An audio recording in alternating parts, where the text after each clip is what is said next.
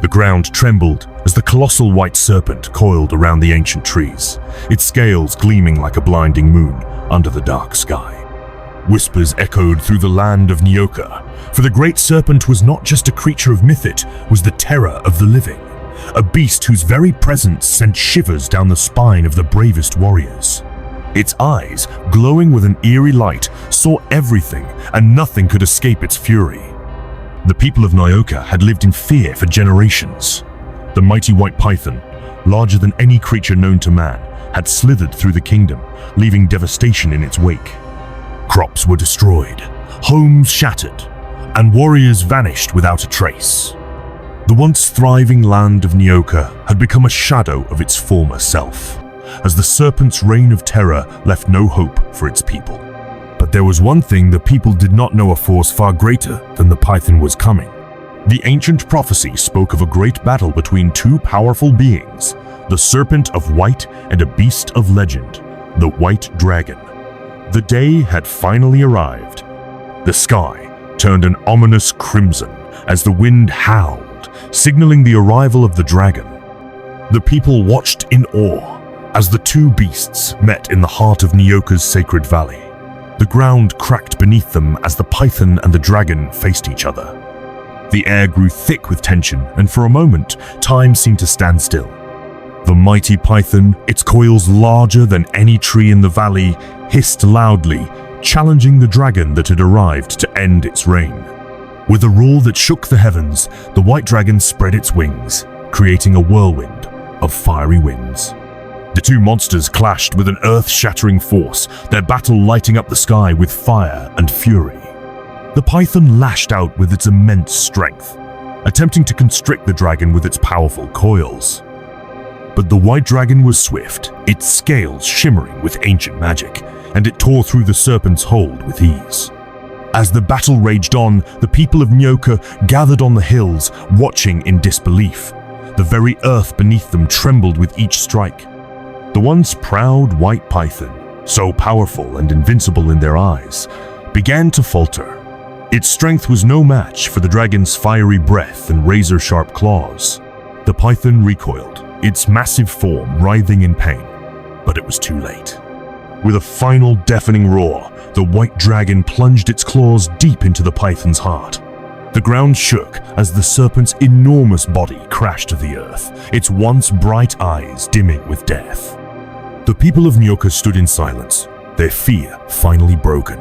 The white python, the terror that had plagued their land for centuries, was no more. But in the aftermath of the battle, the skies darkened and a new danger stirred in the shadows. The dragon's victory was not the end, but the beginning of a new chapter in the land of Nyoka. As the python's massive body lay lifeless in the valley, the air was thick with a silence that felt more ominous than the battle itself.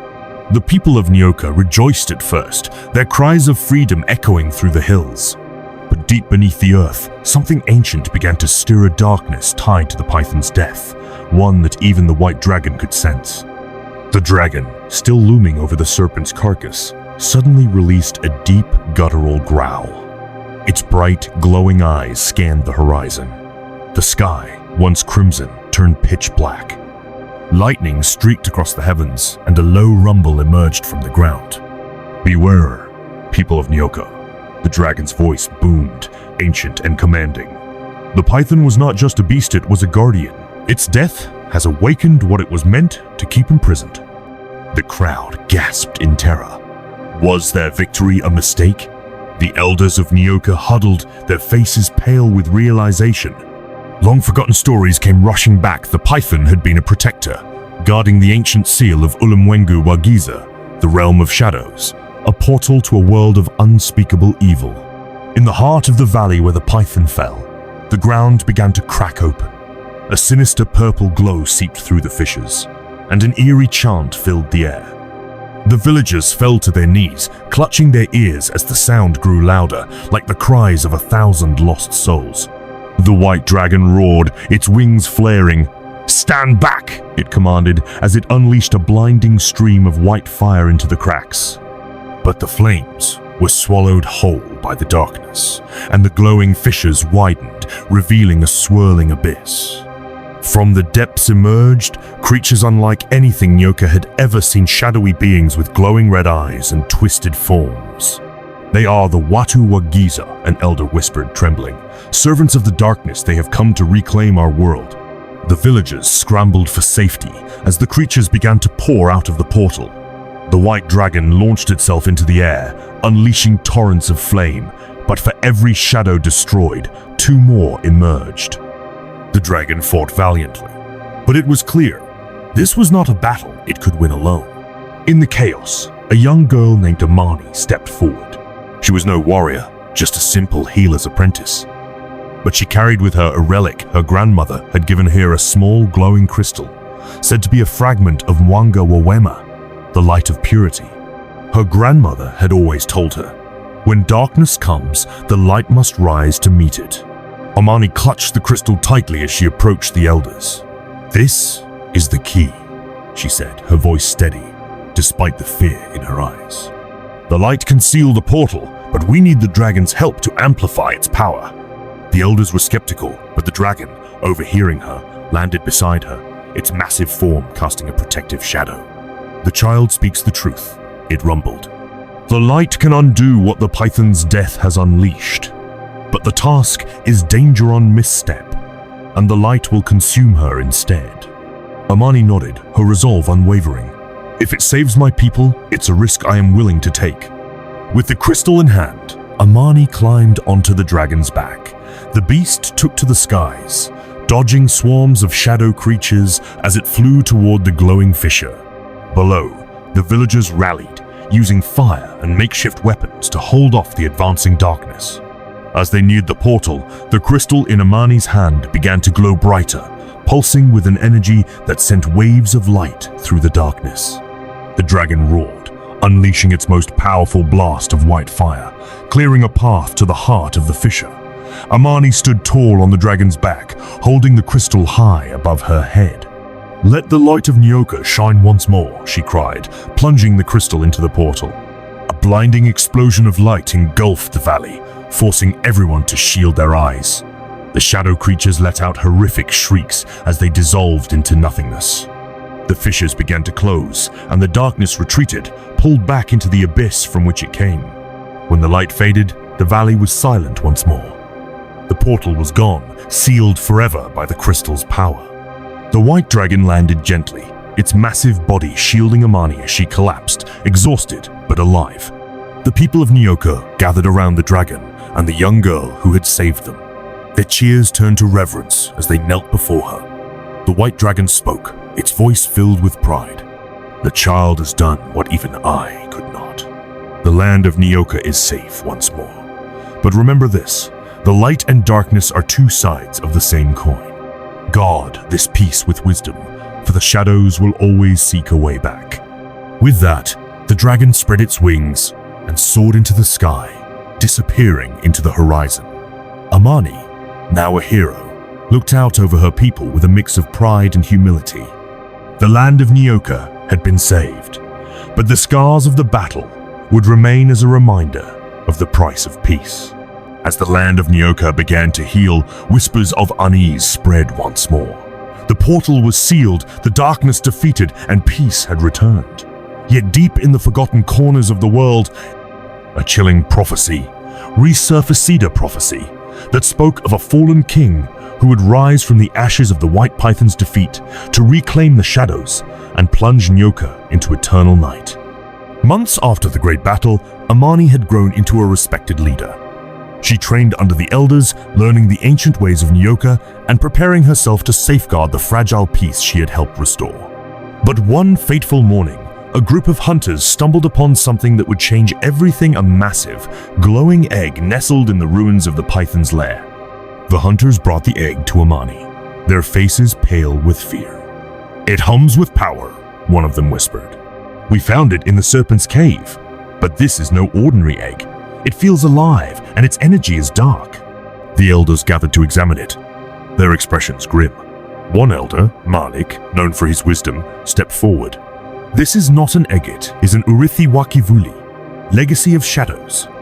It is said that when a guardian of great power falls, their essence can reincarnate through such a vessel. But this egg, it holds something far worse than the python spirit. Amani felt a chill run down her spine. "What do you mean?" she asked. Malik looked at her with sorrowful eyes. "It is said that when the python fell, its death awakened not just the shadows, but the Shadow King himself. He has returned, and this egg may be his vessel to reclaim the land." Over the next few weeks, strange occurrences plagued Nyoka. Livestock vanished, rivers ran black for days, and villagers reported seeing shadowy figures lurking in the forests at night. The egg's glow grew brighter, its hum louder, as if feeding on the fear and chaos spreading through the land. Amani, determined to protect her people, sought answers. She turned to the white dragon, summoning it through a ritual taught by the elders. The dragon appeared in the night sky, its scales gleaming like molten silver. "You have called me Child of Light," the dragon rumbled. "What troubles you?" Amani presented the egg. This is the source of our fear. What must we do to stop it?" The dragon's eyes narrowed, and it let out a low growl. "That is no ordinary egg. It is the seed of a great evil Shadow King himself. If it hatches, even I may not be enough to stop him." "Then we must destroy it," Amani exclaimed. The dragon shook its massive head. "It is not so simple. The egg is bound to the shadows. To destroy it would unleash its energy upon the land. The only way to defeat it is to face what lies within, and to do so, you must journey to the Ukanda wa Mwisho, the edge of the world, where light and shadow meet." Amani gathered a small group of trusted allies: Mosi, a fearless warrior; Zara, a wise herbalist; and Kito, a young but gifted tracker. Together, they set out on the perilous journey to the edge of the world, carrying the egg in a reinforced chest crafted from enchanted wood. The white dragon guided them from above, but even its presence could not shield them from the dangers they faced. As they traveled, the shadows seemed to follow them, growing stronger the closer they got to their destination. They encountered fierce storms, creatures born of darkness, and illusions that tested their resolve. Each trial chipped away at their strength, but Amani's determination never wavered.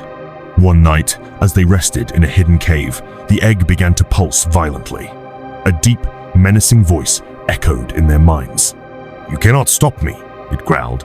"I am the true ruler of Nyoka. The light is weak, and soon the shadows will consume you all." Mosi drew his blade, his voice trembling with anger. "Let it come! We'll fight until our last breath!" Amani, though shaken, placed her hand on the chest. "We will not fail," she said firmly. "The light will prevail."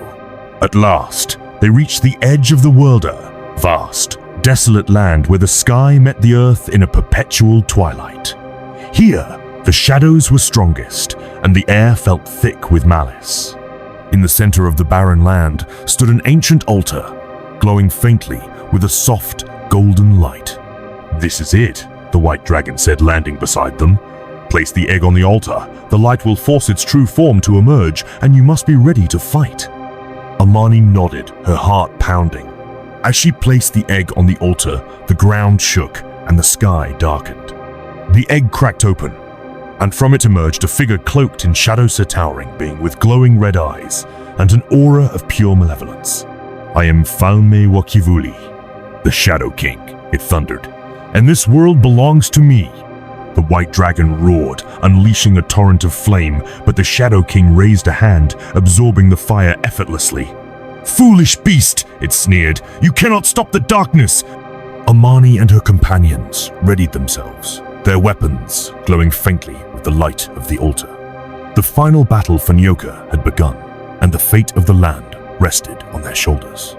The Shadow King towered over the land, his dark aura consuming everything in its path. The white dragon circled the battlefield, its once bright flames barely flickering against the overwhelming darkness. Amani gripped her staff, her heart pounding as the weight of destiny bore down on her. This was the battle foretold in ancient prophecies, the moment when light and shadow would collide to decide the fate of Nyoka. But deep down, Amani knew the truth. Their strength alone would not be enough. The Shadow King attacked with devastating power. Tendrils of darkness erupted from his form, slamming into the ground and spreading like a living plague. Mosey, the warrior, charged forward, his blade glowing faintly with the light of the enchanted altar. He struck at the tendrils, slicing through them with ferocity. But for every shadow he destroyed, 2 more emerged. "Fall back!" the white dragon roared, unleashing another blast of white fire. The flames momentarily pushed the darkness back, giving the group a brief reprieve. Amani clutched her crystal, its glow dim and unsteady. "We can't keep this up," she said, her voice trembling. "The light isn't strong enough." Zahra, the herbalist, placed a steady hand on her shoulder. "The light within you is stronger than you realize, Amani. The ancestors chose you for this moment. Trust in them." As the Shadow King prepared to strike again, a voice echoed in Amani's Minda calm, soothing voice she recognized as her grandmother's. "The altar is not just a place of power, it is a gateway to the spirits of our ancestors. Call upon them, child. They are waiting to help you." Amani closed her eyes and knelt before the altar. "Spirits of Nyoka, guardians of the light, hear my plea. We need your strength to banish the darkness and save our land." The ground beneath her began to glow, and the faint golden light of the altar intensified, spreading across the battlefield. From the light emerged spectral figures, warriors, healers, and protectors of Nyoka's past, their forms shimmering with ethereal energy. The Shadow King snarled, his red eyes narrowing. "You dare call upon the dead? They are powerless against me!" The spirits surged forward, their weapons blazing with light. They fought alongside Mosi and Zara, their combined strength pushing back the Shadow King's tendrils. The white dragon roared in approval, diving into the fray with renewed vigor. But the Shadow King was not easily defeated. He summoned a massive wave of darkness, intending to snuff out the altar's light. Amani, realizing the danger, stood tall and raised her crystal high. "This ends now!" she cried, channeling all her energy into the crystal. The crystal responded, its light growing brighter and brighter, until it became blinding. The wave of darkness shattered upon contact, and the Shadow King roared in fury. Weakened but not defeated, the Shadow King turned his full attention to Amani. "You think you can destroy me," he sneered. "I am eternal. Darkness will always return." Amani stepped forward, the crystal glowing like a small sun in her hand. "You are wrong," she said firmly. "Darkness may always return, but so will the light. And as long as there are those who fight for hope, you will never win." The Shadow King lunged at her, his form twisting into a massive shadowy beast. But before he could reach her, the white dragon struck from above, pinning him down with its massive claws. "Now, Amani," the dragon roared. "End this!" Amani placed the crystal on the Shadow King's chest and whispered a final prayer. The crystal unleashed a torrent of pure light, engulfing the Shadow King and the battlefield in its brilliance. His screams echoed across the land as his form disintegrated, consumed by the light. When the light faded, the battlefield was silent. The Shadow King was gone and the darkness had been banished. The spirits of the ancestors bowed to Amani before vanishing into the golden glow of the altar. The white dragon, weary but triumphant, landed beside her. "You have done it, child of light. Nyoka is safe for now." Amani looked out over the valley, her heart heavy with both relief and sorrow. "Will the shadows return?" she asked. The dragon nodded solemnly. "One day, perhaps. But you have shown the people of Nyoka that the light within them is stronger than any darkness. And as long as they remember that, this land will endure." The villagers, who had watched the battle from afar, erupted into cheers as Amani and her companions returned. She was hailed as the hero of Nyoka, a symbol of hope and resilience. But deep in her heart, Amani knew her journey was far from over. For though the Shadow King was gone, the balance between light and darkness was fragile. And she, the child of light, would remain its guardian for as long as she lived.